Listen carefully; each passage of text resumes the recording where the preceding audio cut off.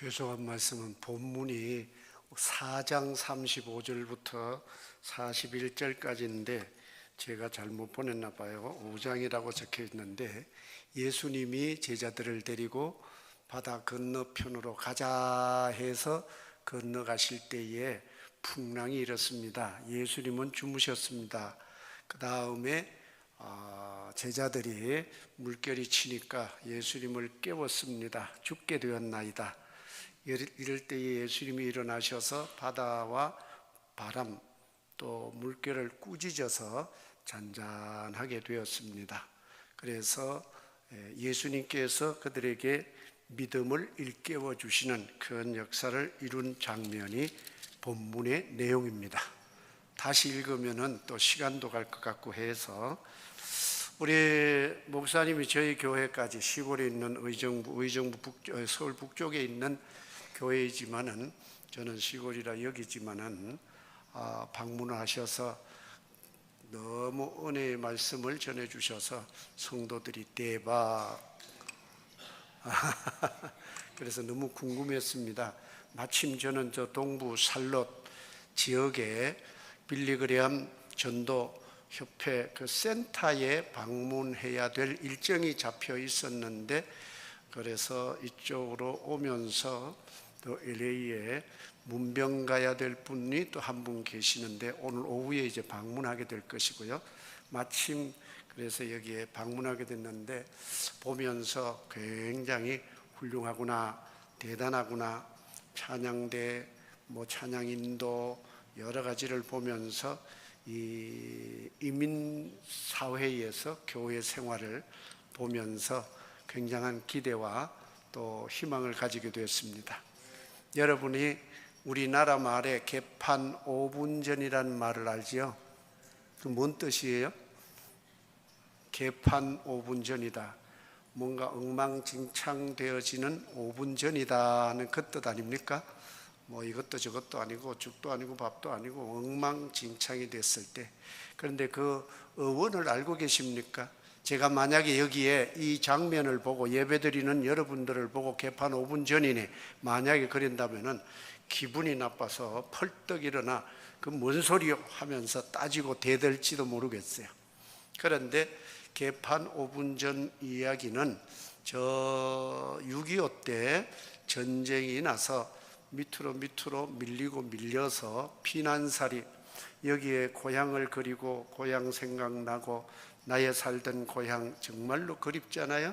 그럴 때에 고향을 떠나 저 남쪽으로 밀려 내려갔습니다. 추웠습니다. 그때는 국민학교에 어느 한켠에 교실에서 자고 한켠에 아침 되면 햇살이 퍼집니다. 추워 굶어 죽고 전쟁 포화에 죽고 하는 일들이 허당한데 그 아침에 쭉 보면 운동장에 나와서 이제 햇살이 퍼지니까 얼마나 춥습니까? 그 학교에 벽에 등을 기대고 저 햇살을 따끈따끈하게 쬐입니다. 이럴 때에 저쪽 운동장 한쪽 귀퉁이에는 큰 가마솥 2개가 걸립니다. 하나는 밥솥, 하나는 국솥. 그러면서 한참 불을 떼고 이렇게 해서 밥을 하고 국을 된장, 시래기, 그런 거 많이 잔뜩 넣어서 딱 2가지지요. 그나마 그 기대를 걸고 있는데 한참 있다 보면은 거기 지키던 사람이 개판 5분 전 하고 소리를 지릅니다. 그래서 사람이 참 더 추위에 보들보들 떨고 있다가 그 솥 걸어놓은 대로 주섬 양재기 녹그릇 이런 거 그릇 하나씩 들고 줄을 서기 시작합니다. 1줄, 2줄, 3줄 쫙. 그래야 개판 5분 전. 그래서 한 5분 지나면은 드디어 밥솥이 열립니다. 큰 가마솥입니다. 수백 명 먹을 수 있어요. 그게 이제 밥을 풉니다. 그리고 옆에 국솥에서 국한 국자, 밥 한 주걱 이렇게 넣으면은 그게 국밥, 국마릇밥. 그 추위에 피난살이에 굶어 죽기 딱 적격인 그때에 그 국밥 한 그릇이 그 피난살이의 서름을 이기게 하고 무서운 그 전쟁의 공포 속에서 견디게 하는 힘이 되어졌습니다.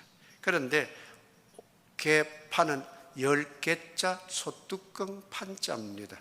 그러니까 소뚜껑 열리기 5분 전입니다. 그 뜻이거든요. 그러니까 소뚜껑 열리기 5분 전이니까 빨리 와서 줄 서세요.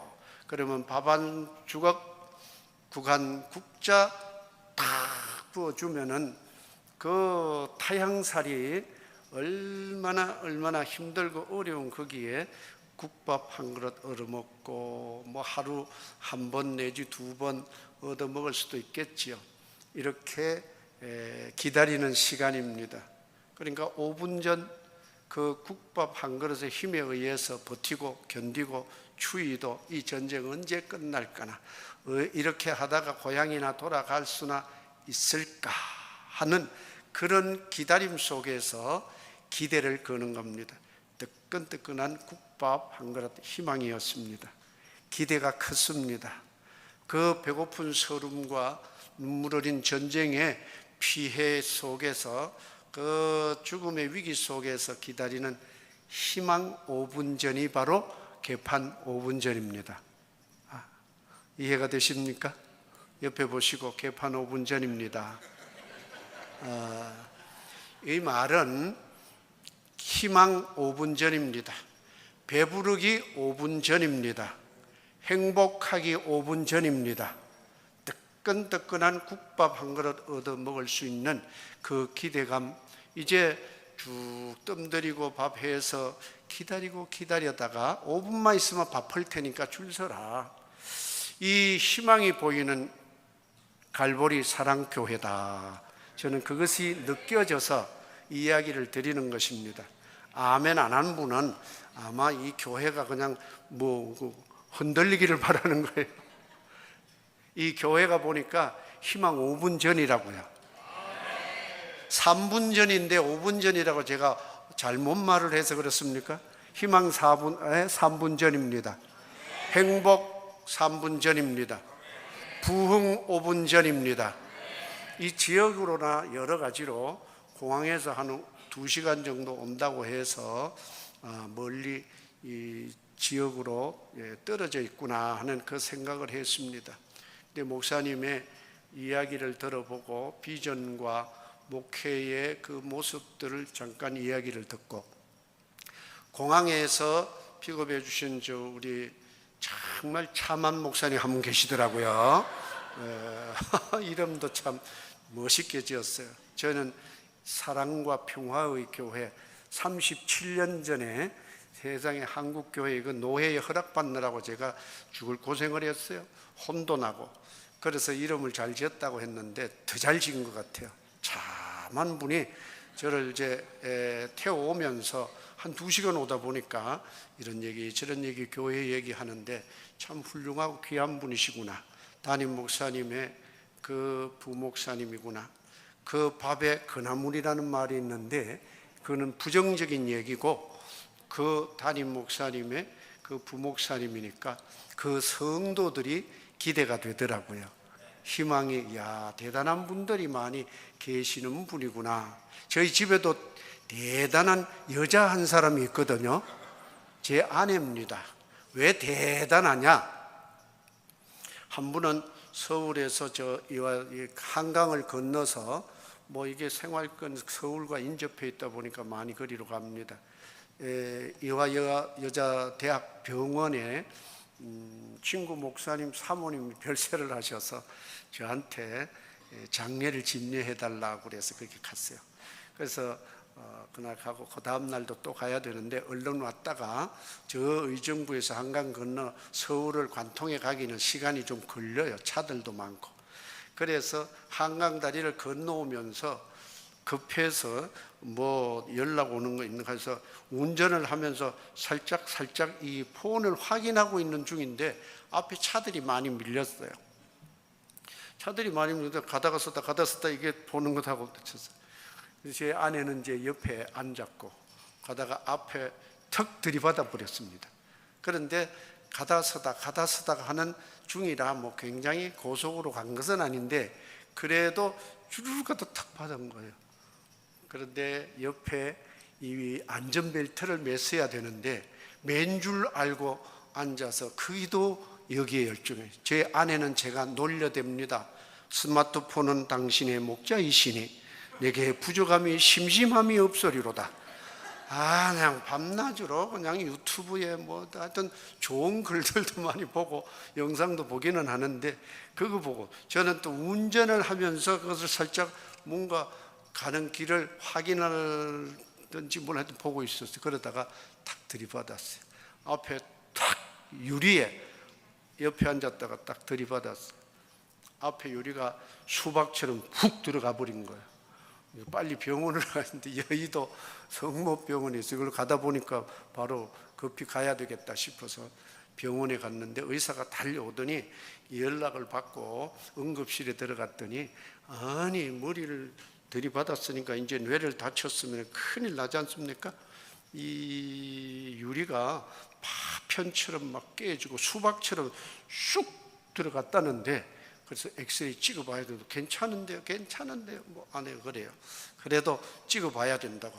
그래서 엑스레이를 찍고 점검을 해보니까 뭐 괜찮은 것 같아요. 다행히 여기저기 파편들 유리 파편이 조금 묻어 있고 머리 뇌에는 아무 손상이 없었습니다. 다행히. 그래서 대가리가 대단히 단단하구나. 그래서 대단한 여자 머리. 그래서 제가 대단한 여자라고 그러는 겁니다. 저희 집에. 여기는 그런 의미가 아니고 더 대단한 교회구나 하는 그 생각이 들어서 개판 5분 전은 희망 5분 전, 부흥 5분 전, 이 한인 또 미국 사회의 미래, 영적 미래를 이끌어갈 수 있는 희망과 행복과 비전을 제시하고 있는 이 교회 축복 5분 전이구나 하는 그 생각이 들었어요. 아멘 크게 해도 괜찮은 거 아니겠습니까? 아멘. 원래 하시는 분들이지만은 이제 뭔 소린가 해서 하나님은 우리를 사랑하십니다. 믿음의 사람은 하나님의 사랑을 절대 의심하지 않습니다. 하나님의 사랑은 절대적인 사랑이고 변함없는 사랑이고 항상 우리를 향하여 불변하는 그 사랑을 가지고 계시기 때문에 이 사랑은 변함이 없습니다. 그런데 믿음의 사람은 의심하지 않아요. 그런데 믿음이 흔들리는 사람은 의심도 합니다. 하나님이 저 사랑하는 겁니까? 안 합니까? 아닙니까? 내가 왜 이 지경이 되고 내 인생이 이렇게 흔들리고 멀미가 나고 죽을 지경이고 바닥을 칠 지경인데 왜 하나님은 눈 감고 계십니까? 어디 출장 가셨습니까? 왜 이러고 있는 것입니까? 하나님 너무너무 하십니다. 너무 하십니다. 혹시 그런 생각 드시지 않습니까? 우리 인생은 행복할 권리가 있고 성공할 의무가 있습니다. 행복하지 않으면 불법입니다. 우리 믿음의 사람은 믿기 때문에 천국 갈 줄로 믿습니다. 믿기 때문에 천국 못 가는 일은 불법이다 그 말이에요. 있을 수가 없는 얘기다 그 말이에요. 성공이라고 하는 것은 세상적인 기준의 성공이 아니라 하나님이 보셨을 때 성공을 말하는 것입니다. 하나님이 그만하면 됐어. 그것은 하나님이 인정한다면 그것이 성공이 될 줄로 믿습니다. 저희 의정부 지역을 아시는 분은 아시겠지만은 의정부에서 저쪽 공항을 가려고 하면은 이쪽에 옛날 지금은 순환도로가 고속도로가 뚫렸지만은 그 전에는 옛날 도로로 가요. 옛날 도로 가다 보면은 여기저기 식당가들이 있고 가다 보면은 외진데 식당들이 있고 그래요. 거기에 프랑카드가 하나 이렇게 길쭉하게 이렇게 걸려 있더라고요. 보니까 사람은 잘 먹을 권리가 있다. 그렇게 적혀 있더라고요. 잘 먹을 권리가 있지. 맛있게 하는 맛집인가 보다. 잘 먹을 권리 있다. 그래서 제가 그걸 응용을 해서 인생은 행복할 권리가 있습니다. 하나님의 자녀라면 행복할 권리가 있습니다. 하나님을 믿고 예수님을 믿는다면 행복해야만 되는 것이지 예수를 믿고 있는데도 지옥 가는 법이 없듯이 예수 믿지 않고 천국 가는 법도 없습니다. 그러니까 예수 믿으면 우리는 행복할 수밖에 없는 사람들입니다. 할렐루야. 그러므로 우리는 행복한 믿음 생활 어떻게 하는 거예요? 이민사회를 제가 비추어서 말을 한다면 행복하다고 하는 것은 여러 가지 가치 있는 것, 또 생활, 또 뭐 사람의 생활 속에 문명생활, 문화생활 여러 가지 혜택과 어떤 그 법적인 권리를 누릴 수도 있는 것 아니겠어요? 아마 여기에 영주권이 있는 분이 있고 시민권이 있는 분이 있고 또 어떤 데는 뭐 저 멕시코 같은 데서는 수없이 가만히 들어와서 불법 체류자도 있잖아요. 미국 땅에 있다고 해서 다 미국 시민이 아니고 미국 땅에 있다고 해서 다 행복을 미국 시민으로 미국 영주권을 가진 사람만큼 행복을 누리는 것은 아니잖아요. 언제든지 항상 보면은 불안하고 걱정되고, 그래서 교회 안에는 예수 믿는 사람만이 오는 것이 아니라 안 믿는 사람도 있어요. 천국 불법 체류자가 있다 그 말입니다. 예수 믿는 자는 천국 갈 자격을 얻은 것입니다. 예수 믿는 자는 반드시 천국 가게 돼 있습니다. 하나님이 그리로 인도해 주실 것입니다. 그런데 예수 안 믿어도 예배당에 와 있을 수 있거든요. 예배당은 다니는 곳이 아닙니다. 예배당은 예수 교회는 다니는 것이 아니라 교회가 되는 것입니다. 한번 따라해 보시겠습니까? 교회 다니지 말고 교회가 되자. 예수님이 우리가 믿음 생활할 때에 소속이 먼저입니까? 아니면 믿는 것이 먼저입니까? 우리가 가서 전도를 해서 예수 믿고 영접을 시켜서 데리고 오려고 무척 노력을 많이 하잖아요. 그런데 안 믿는 경우에 사람도 데리고 오는 경우가 있습니다. 예수님의 경우를 볼까요? 베아냐요 빌바 도마야다 시우 12명 믿으니까 불렀습니까? 부르고 난 뒤에 예수님이 진짜로 십자가 지고 부활하신 다음에 성령님이 내리시니까 그때 제대로 믿는 자가 됐습니까? 그때 믿었지요. 왔을 때는 예수님께 소속은 했어요. 교회에 소속은 했어요. 천국 불법 체류자들은 이 교회를 출입은 하고 있지만은 천국 갈 사람인지 아닌지는 모릅니다. 그러나 예수 그리스도를 진정으로 영접하고 믿고 있다면은 천국 백성이 된 줄로 믿습니다. 하나님의 자녀가 된 줄로 믿습니다. 그러면 불안해할 것 없지요.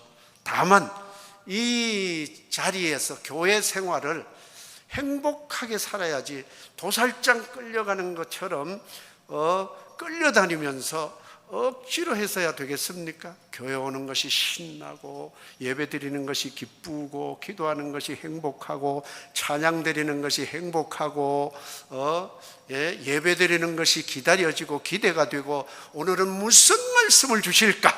하나님의 말씀에 대한 기대가 크지 않겠습니까? 교회 생활이 바로 믿음 생활이 되어서 우리의 삶의 행복이 더욱 가치 있도록 국가가 행복을 보장해 주지 못하여 대한민국 헌법 제10조에는 모든 국민은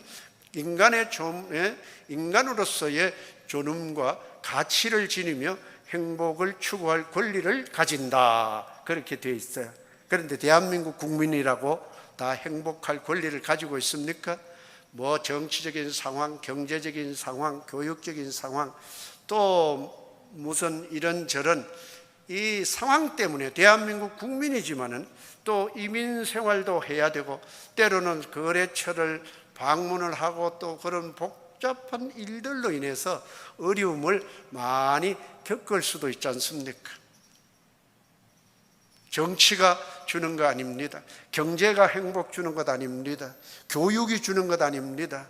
강대국이 주는 것도 아닙니다. 그렇다고 약속이 주는 것도 아닙니다. 오직 예수 그리스도만이 우리의 행복의 원천입니다. 그분만이 우리에게 믿음의 근원이 되시는 분이십니다.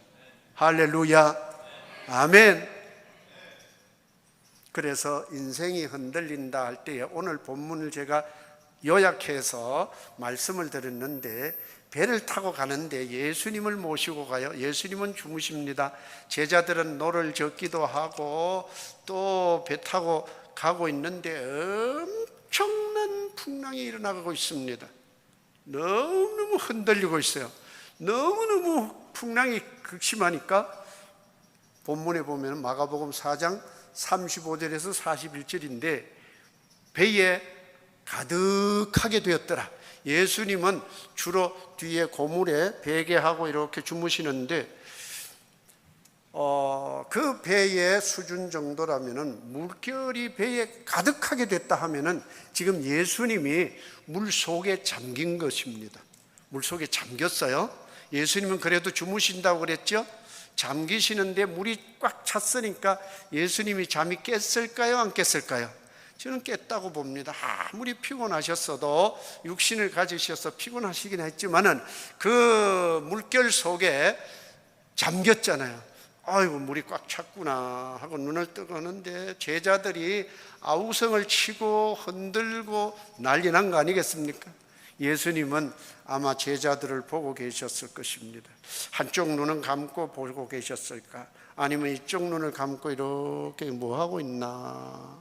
난리 법석을 떨고 있는 이 제자들의 모습을 보면서 예수님은 눈을 감고 계셨다고 해도 이미 물이 잠겨서 얼굴까지 덮였을 텐데 물이 꽉 가득 채운 건 배가 지금 엎어질 뻔하고 있지 않습니까? 아니 도대체 여기에서 궁금한 것 있어요. 오늘 말씀 제목이 인생이 흔들릴 때, 다 같이요. 인생이 흔들릴 때. 지금 이 제자들이 배를 타고 가면서 배가 흔들리고 있습니다. 풍랑이 너무너무 큰 풍랑이었습니다. 폭풍이 일고 있습니다. 그래서 배가 뒤집혀지려고 하고 있습니다. 그럼에도 불구하고 예수님은 주무시고 계세요. 여기에 보면은 35절에 말씀이 나오는데 예수님께서 우리가 이제 저쪽으로 건너가자, 예수님이 가자 해서 제자들에게 가자, 누가 가자고 했다고요? 예수님이. 누가 가자고 했다고요? 예수님이. 이 제자들은 예수님을 믿고 있는 사람들이지 않습니까? 믿는 수준은 점검해 봐야 되지만은 믿고 있는 사람들이에요. 믿고 있는 사람들 함께 가고 있습니다. 그런데 풍랑이 왔습니다. 흔들리고 있습니다. 죽을 지경입니다.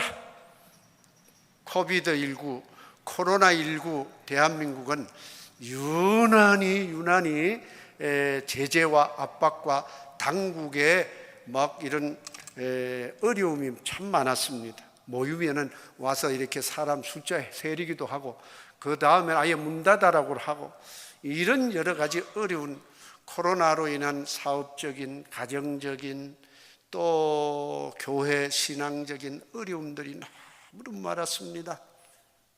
뭐 IMF라고 하는 것도 대한민국에 그 전에 있었지만은 이번엔 뭐 지금 막 끝났다고는 하지만은 이 코로나로 인해서 거대한 물결로 인해서 너무너무 교회도 흔들리고 마녀 교회가 한국에서 사라졌다고 합니다. 코로나 기간에 너무너무 안타깝고 가슴이 목이 메이는, 가슴이 미어지는 이 사건입니다. 예수님을 믿는데 풍랑이 일고 있습니다. 아니 예수님을 내가 믿고 있는 사람인데 내가 천국 백성이고 하나님의 자녀이고 하나님의 백성인데 왜 이렇게 풍랑이 심하고 왜 이름의 가정에 사업적인 어려움이 오고 질병에 무서운 질병이 오고 갑작스럽게 세상을 떠나는 이 거대한 풍랑이 왜 오고 있는가? 의문이 들지 않습니까? 예수 믿는데도 인생이 흔들리고 풍랑이 온 것입니다. 두 번째로는 순종했음에도 불구하고 내게 이러한 큰 문제가 일어난 것입니다. 순종했는데도. 다 같이요. 순종했는데도 문제가 터졌어요. 순종했는데도 걱정거리가 생겼어요.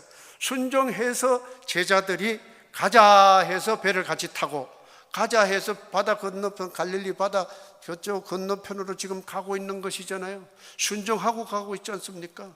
그래서 예수님은 지금 딱 주무시고 계세요. 제자들은 일하고 있습니다. 노젓고 있습니다. 그러니까 열심히 순종하고 있습니다. 순종하라고 그래서 열심히 전도하고, 순종하라고 그래서 열심히 기도하고, 예배 드리라고 그래서 예배 열심히 드리고 있습니다. 그런데도 내가 주일날도 열심히 나오고 교회의 질서와 교회의 그 규정을 따라서 순종을 하고 있는데도 왜 이 거대한 풍랑이 올까?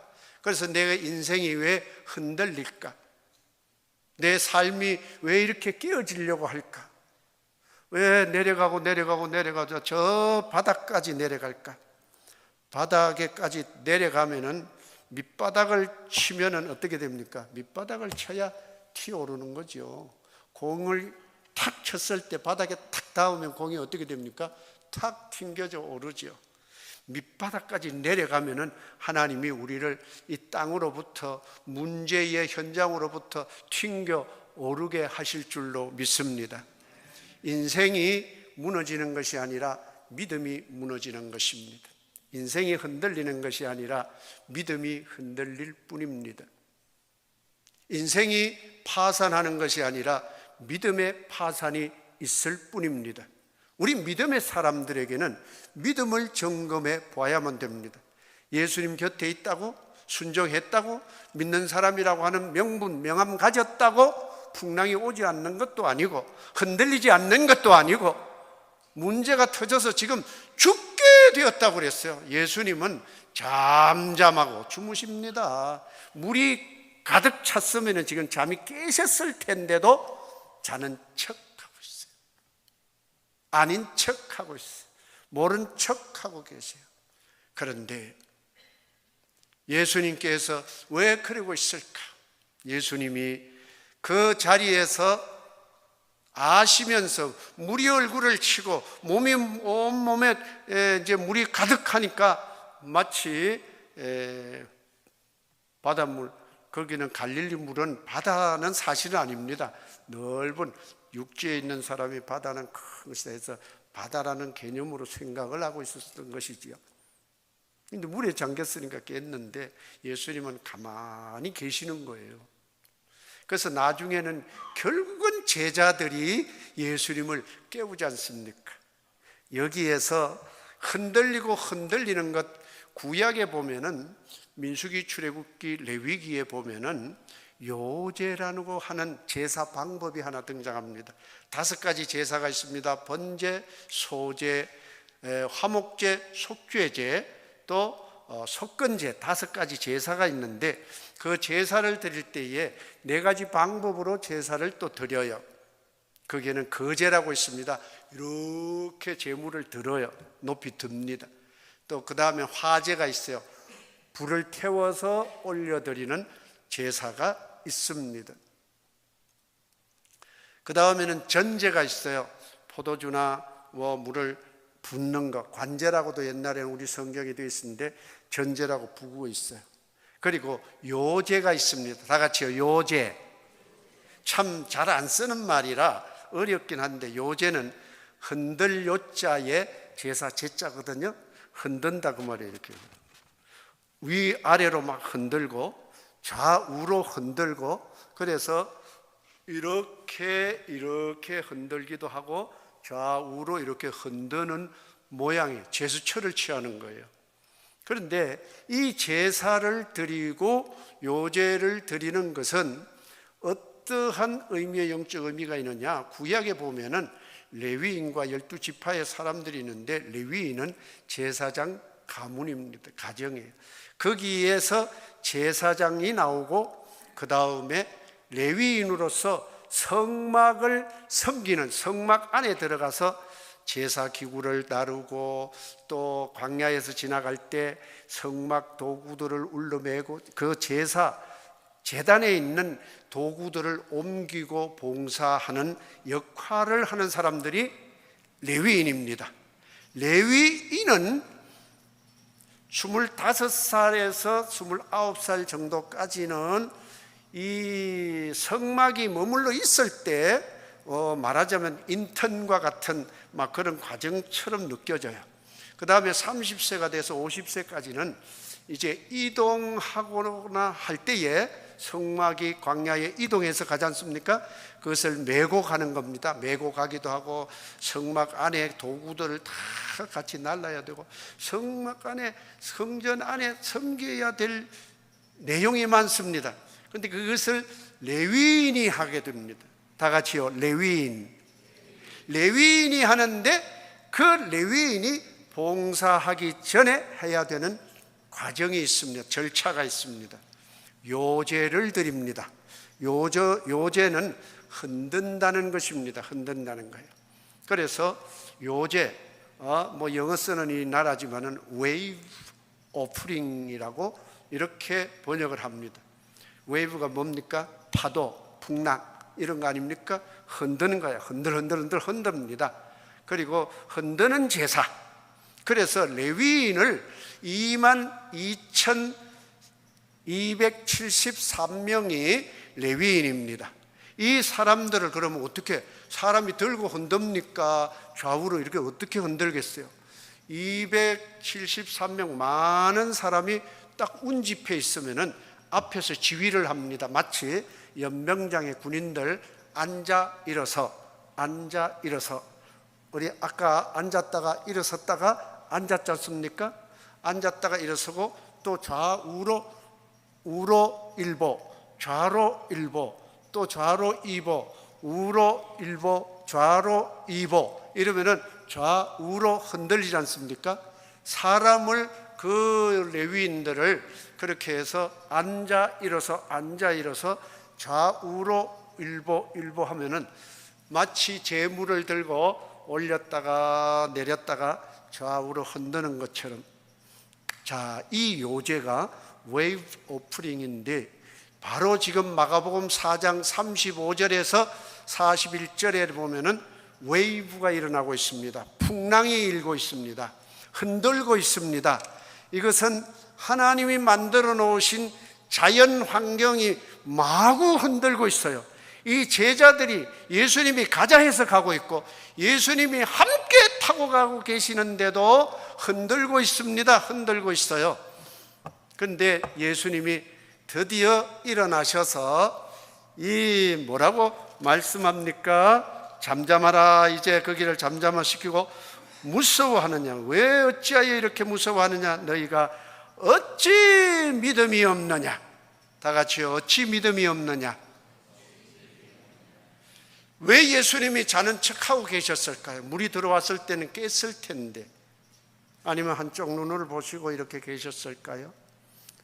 예수님은 그들의 가슴 속에 잠재되어 있고 풍랑이 올 때에 거대하게 흔들리고 있을 때에 예수님을 바라볼 수 있고 예수님을 의지하고자 하는 믿음은 잠자고 있었어요.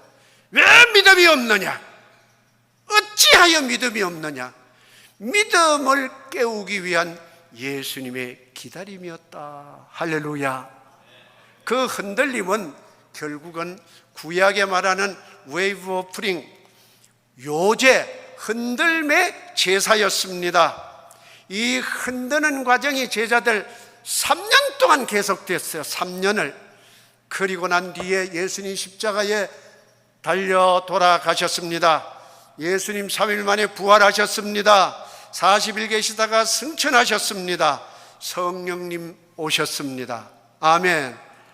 드디어 흔드는 요제 기간이 끝나자 이 제자들 하나님 앞에 멋있는 사도들로 쓰임받고 전 세계를 다니면서, 그래서 멕시코도 가게 되고 아프리카도 가게 되고 대한민국도 이것도 복음을 받게 된 이 은혜를 입게 된 줄로 믿습니다.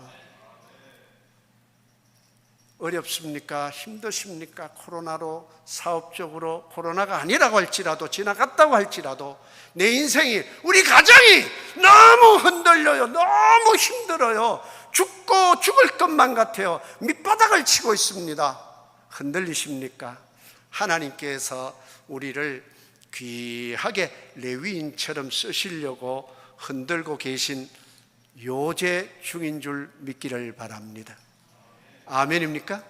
왜요? 우리는 레위 가족이거든요. 베드로전서 2장 9절에 보면은 왕같은 제사장들이라고 했습니다. 누가? 우리가 왕같은 제사장들입니다. 아멘입니까? 할렐루야. 왕같은 제사장이면 대단한 것입니다. 전도서 10장 17절에 보면은 왕은 귀족의 아들이라고 했습니다. 귀족의 아들. 귀족의 아들, 거기에 히브리 말로 아들이라는 말을 할 때는 벤이라고 합니다. 귀족은 호르라고 합니다. 그러니까 벤호르 하면은 귀족의 아들. 이것을 바꿔서 호칭해도 괜찮습니다. 호르벤 해도 그러면은 귀족의 아들이라고 보면 되는데, 우리는 왕같은 제사장들로서 귀족의 아들들인 줄 믿습니다. 그런데요, 그 히브리 말 발음이 호르라고 할 때, 그러면은 호르 아들, 벤 호르, 호르 자식 들어보셨어요? 이런 호르 자식, 그 뭔가 욕할 때 합니다. 이게 버릇 없고 배운 거 없고 예의 없고 그럴 때 이런 호르 자식, 이런 표현을 쓰는데, 성경에 호르 자식이 하나 있어요. 벤 호르, 귀족의 아들입니다. 우리는 귀족의 아들, 왕같은 제사장, 하나님의 아들, 딸인 줄 믿습니다. 아멘입니까? 어깨 힘들어갈 만하잖아요. 하나님은 쓰레기를 창조하신 적이 없습니다.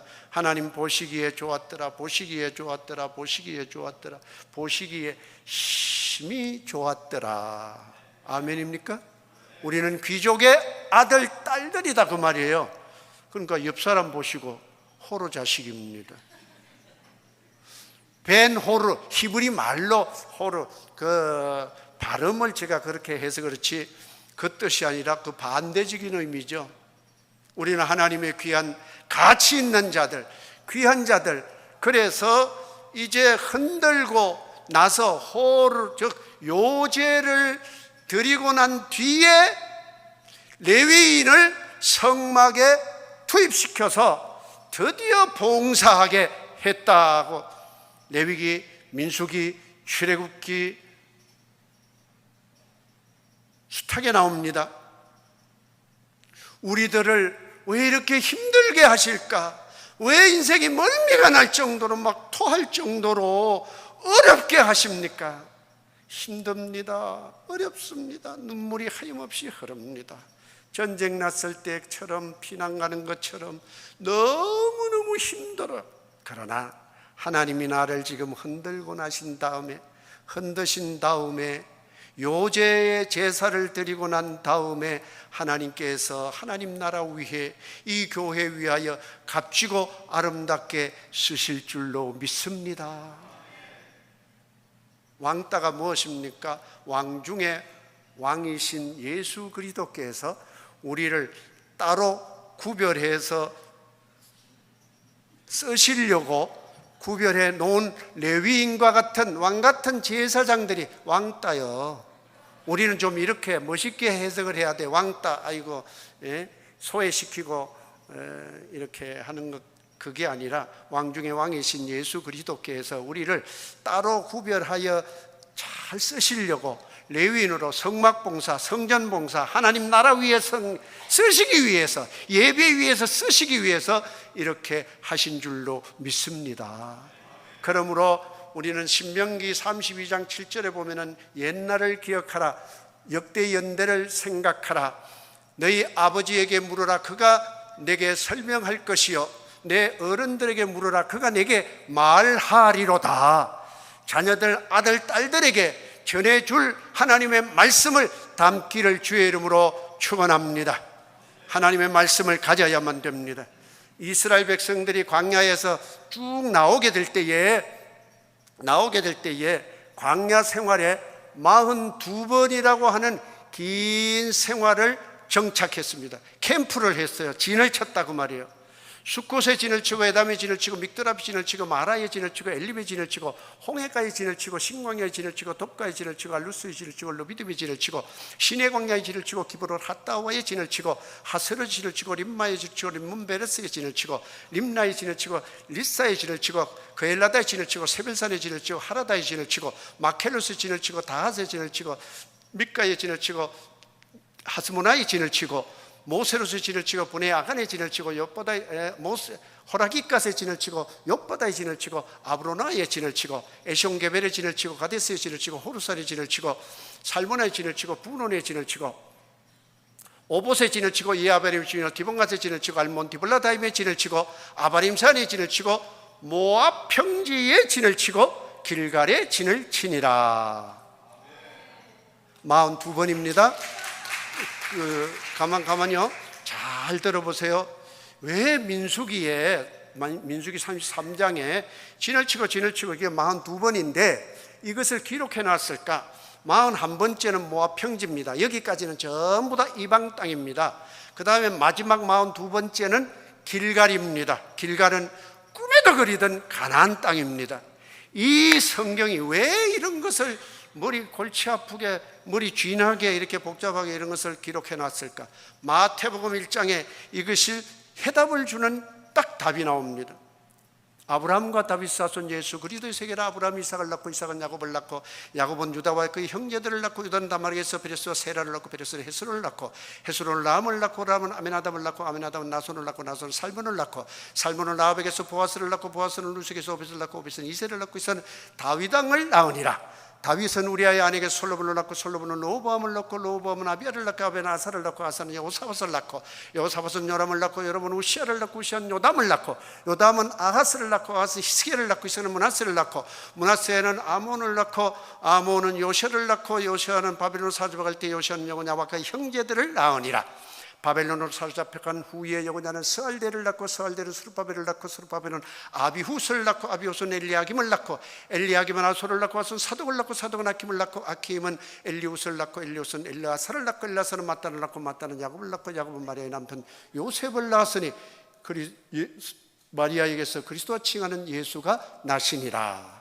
그런즉 모든 대수가 아브라함부터 다윗까지 14대요 다윗부터 바벨론으로 사로잡혀갈 때까지 14대요 바벨론으로 사로잡혀간 후부터 그리스도까지 14대라. 25절까지 있는데 여기까지 합니다. 14대 여기까지 42번인데 마지막에 누굽니까? 예수님이죠. 바로 예수님 앞에 41번째는 사람 인간들이고 42번째는 예수님이십니다. 아멘입니까? 구약의 42번 민수기 33장에 그 42번의 이야기가 예수님의 스토리입니다. 물이 나고 종려나무가 있고 쓴물이 나오고 하여튼 그게 다 예수 믿는 믿음의 스토리, 내 인생의 여정이요 예수 믿는 역사의 여정이라 그 말입니다. 그러므로 우리는 하나님의 말씀으로 무장을 해서 이 말씀을 내 아버지에게 물어라 그가 내게 설명할 것이요 내 어른들에게 물어라 그가 내게 말하리로다. 옛날을 기억하라 역대 연대를 생각하라. 신명기 32장 7절에 말씀한 것 역대를 왜 이런 것을 기억하라고 합니까? 왜 외우라고 하는 겁니까? 바로 우리 기억 속에 머릿속에 담겨진 하나님의 말씀, 너희가 성경에서 영생을 얻는 줄 생각하고 성경을 연구하거니와 이 성경이 곧 내게 대하여 증언하는 것이니라. 내게가 누구냐? 예수 그리스도십니다. 바로 구약도 신약도 예수 그리스도 얘기입니다. 예수님 믿습니까? 예수님을 섬기고 계십니까? 교회 다니지 말고 교회가 되시기를 바랍니다. 관객이 되지 말고 교회의 소속 즉 예수님과 한 몸이 되어져서 우리는 진정한 예수 믿는 행복과 즐거움과 기쁨이 충만하기를 주의 이름으로 축복합니다. 미래는 누구에게나 공평하지만 미래의 행복은 믿음으로 붙드는 자의 몫이 될 것입니다. 우리는 믿음을 가진 자들입니다. 강자입니다. 이 강인한 믿음으로 승리해 가시기를 주의 이름으로 축원합니다. 찬양하고 기도하려고 했는데 제가 조금 시간이 넘어갔으므로 바로 기도하도록 하겠습니다. 우리 다 같이 한 목소리로 기도하겠습니다. 하나님은 우리를 귀한 벤호르 귀족의 자녀로 삼아 주셨습니다. 우리는 무가치한 존재가 아닙니다. 쓰레기도 아닙니다. 하나님은 쓰레기를 창조한 적이 없습니다. 소중한 자들입니다.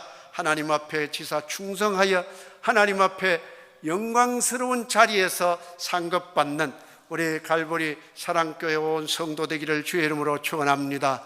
주여, 목소리로 기도하겠습니다. 주여, 살아계신 우리 아버지 하나님 은혜와 사랑을 진실로 감사를 드립니다. 하나님 아버지, 저희들을 이렇게 소중하고도 값지고 훌륭하게 귀한 하나님의 자녀로 삼아 주셨거든. 우리는 늘 낙심하고 주저하고 하나님을 원망하고 세상을 원망하고 사람들을 원망하고 흔들리며 살았습니다. 우리를 흔드신 다음에 크게 쓰시고자 하시는 주님의 그 비밀을 알게 하여 주시옵소서.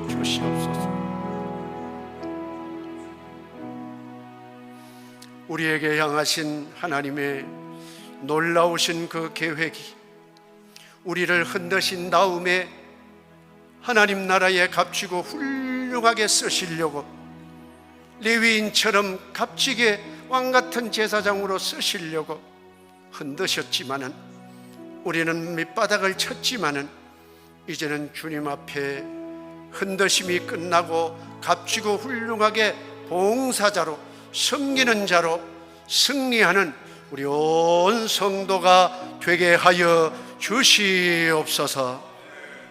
예수님 이름으로 기도하옵나이다. 아멘.